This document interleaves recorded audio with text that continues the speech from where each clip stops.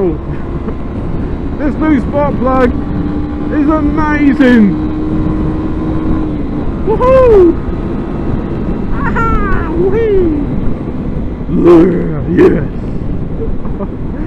Yes! 125 power. Woohoo! Oh yeah.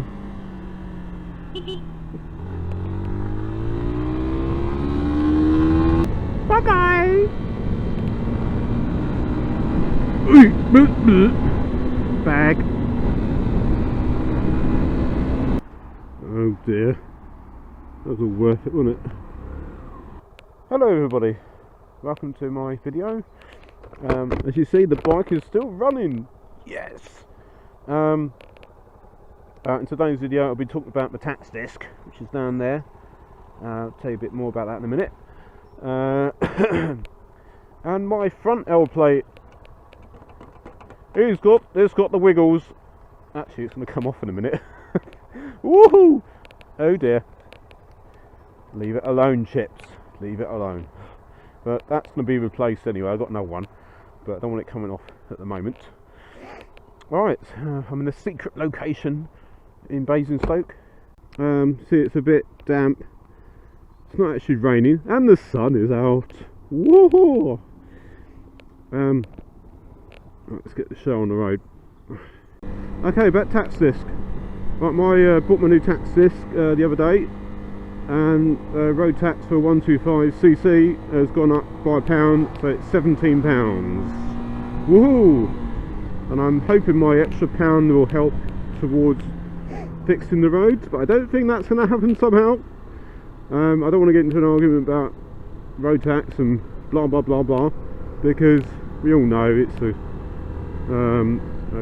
government charity fund. Yeah, well, we've all got to do it, and we've all got to pay it, so I'm not going to go there, I don't think.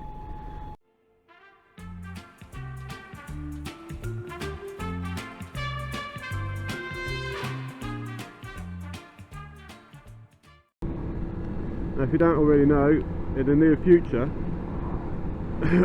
they won't be doing tax disc no more. It'll be all electronic, and it'll be good for us motorcycles, because, or motorcyclists I say, because the dreaded getting wet tax disc routine, that would be a thing of the past. I'm not sure how they're going to police the getting the tax disc online business, but I know it's all done by, yeah, not your postcode, your registration number. So all be electronic. You know, in this sort of thing, you look down your road and you see a dodgy looking car, has that got tax? No, you won't be doing that no more, unless you go online and have a snoop around. I suppose you can find out. Yeah, so that'd be good, wouldn't it? I mean, I made a little protective sleeve for my tax disc, stopping it from getting wet, so I've got another year of that. What's the other thing? Oh yeah, theory test questions.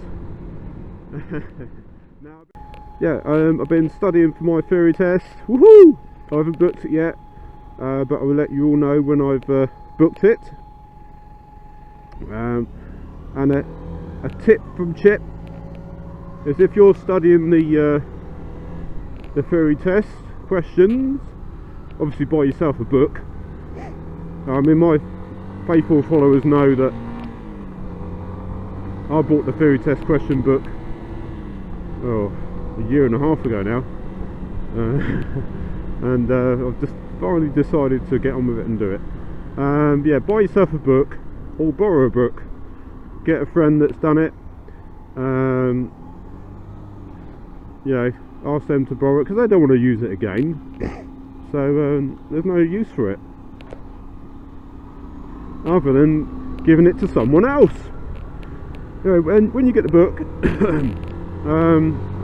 instead of reading the whole book page to page all at once, because if you're anything like me, if I read a page of a normal book, I fall asleep. That's it, that's me gone, boof, gone. So I suggest, a tip from Chip, is that you do a section every day. Just do a section, leave it, go out, do something else. Then next day, do another section, go out, do something else. Just forget about it, and keep doing that until you've done the whole book. Then do it all over again. Well, that's what I do, and that's how I've done it in the past. Believe me, I've done quite a few theory tests in my lifetime. Not because I failed, but because I've done you know, different driving tests and such. So that's the way I do it, because a lot of things go through my head and out the other side. So I've got to try and, you know, keep some information in, and that's how I do it. The other thing that I find a little bit difficult, not difficult but challenging, is the hazard perception. I mean, it's not seeing it, it's telling the computer that you need to tell the computer to get your points up. Because if you don't know, when you're doing the hazard perception test, you're scored points when you click. And if you click in a certain area, you get 5 points. If you click in another area, you get 4, 3, 2, 1. So that's how that works. So you get scored on how early you see the hazard or potential hazards. So if you see it, click it. That's what I say. The theory test question that made me think about doing this video actually was, one of the questions was, if another driver upsets you, what do you do? Of course, you know, there's sound your horn in annoyance, flash your headlights at him, gesture, do a hand gesture, or stay calm, ignore the error, carry on driving, leave a space, whatever it is, whatever the question is, whatever the thing is. So basically just ignore the error. Now that's all very well, and that's the way we're supposed to do it, which I sort of do agree with, but I don't, because if you don't show someone that you're not annoyed, but if you, how does that person who does the error, because basically we all make mistakes out the road, and I'm not the greatest driver, and I never will be. I've had moments in the car where I've shouted and waved out the window and all this sort of stuff. That doesn't help, does it? It doesn't help at all. So yeah, I get the idea why we just need to stay calm, stay cool, and all that sort of shit. But how do we tell the persons that committed this thing that they're in the wrong? Because otherwise they're just going to ignore it and do it to someone else. Yeah, they're just going to carry on thinking, oh, if I can get away with that, I'm going to do it again. You know? What do we do? But the thing is, it's just a vicious circle, isn't it? You know?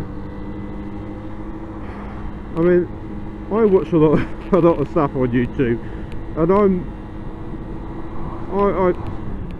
I quite like the road rage stuff. You know, I just think it's funny, because when you look at it, you think there's two grown-up people fighting over who's cut up who, you know, and who's, oh my god, flooding. First time I've been up here. Yeah. But when you look back at it, if you film yourself having a go at a driver, you sort of think, oh, I do look a bit silly. You know, you've made your point, you know. So I'll concentrate here. It does make you look a bit silly, you know. I don't know, I mean, yeah, I've seen some videos where it's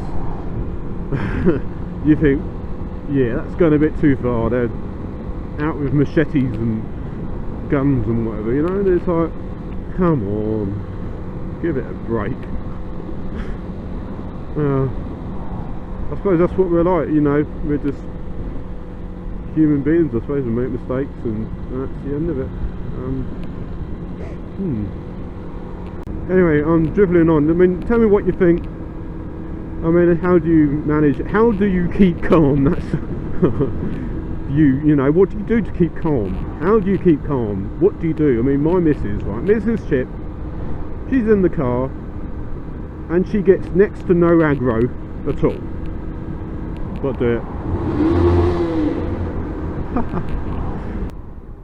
She's been driving for 50 odd years, you know. And she just manages, she just gets on with it. If there's someone up close up behind her, she doesn't mind, she just carries on, she chats to me. You know, I see it in the wing mirror and I think, oh, I'm like this. And she's like, yeah. I just wish I had a coolness, you know, on the road, but I can't, I haven't got it. Just haven't got it at all. So tell me, what do you do to keep cool when someone upsets you? Or do you just go the complete opposite and just, you know, cause a scene? I mean, I've caused enough scenes in my life. Is it really worth it? Is it actually worth it? Probably not. But we still do it. We still do it. Okay, well that's enough for me. I'm getting really cold now, so I'm going to scoot off home. Have a nice cup of tea and a biscuit. Oh, I've got some really nice biscuits at the moment from Marks and Spencer's. They're sort of like, yeah, those you at school you used to get like half chocolate, half biscuit. Well, we got some of them. Oh, I love it. They're a little bit thinner than the ones at school, but whew, can't wait. I'm gonna have to rush to get home. That's enough for me. Stay tuned, stay cool, cause ride those bikes safely. It's the cold. I've got a dribbly nose, and it's all just going down the face.